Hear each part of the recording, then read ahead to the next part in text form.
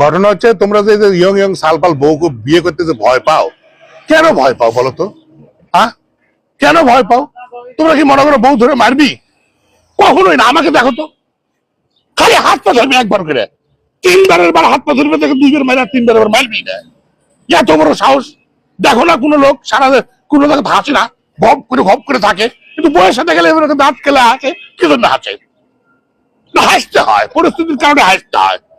বুঝলে না পাগল সালবালেরা? তোমরা বিয়ে করো, বিয়ে করলে কেন সংসারে আনন্দ বুঝলে। অনেকে তোমরা মনে করো যে বিয়ে করলে মনে হয় স্বাধীনতা থাকে না, বাইরে তুমি আড্ডা দিতে পারবে না। একদিন বলে দিছি, কখনো তুমি ফোন করে আমাকে ডাকতে পারবে না।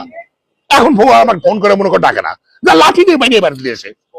হ্যাঁ, কোনো সমস্যা নাই। মনে করো তোমরা তো মনে করো যে বউ ফোন দিবি, এত বড় সাহস বউয়ের বউয়ের ববি লাইন খুলে ভালো না।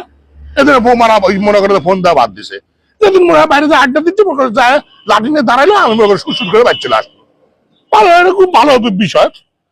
হ্যাঁ, কাপড় চোপড় কাচার কথা হলে, বাসন মাজার কথা হলে নিজ দায়িত্ব মনে করো করে তাড়াতাড়ি করে সারে বাইরে চলে আসি। কোনো মানে ভাবনার কোনো বিষয় নাই। তোমরা বউকে ভয় পাবে না। বউ মনে করো খুব গাল পারে। কি বলেছে গাল পারে? যখন মনে করো এটা একটু কৌশল অবলম্বন করতে হবে। যখন তোর বউ গাল পারবি, তুমি চুপ করে থাকবে, তখন তুমি চুপ করে থাকবে, তখন বউ গাল পারবি। বুঝতে পেরেছো? সবসময় মনে করো একটা কন্ট্রাডিকশনের মধ্যে থাকতে হবে। বউ যখন মারবি তখন তুমি চুপ করে মার খাবে, আবার তুমি যখন চুপ করে মার খাবে তখন বউ মারবি। সবসময় একটা মনে করো ইয়ের মধ্যে থাকবে, গঠনমূলক সিদ্ধান্তের মধ্যে থাকবে, যাতে তোমার কোনো ধরনের গন্ডগোল সংসারে না হয়।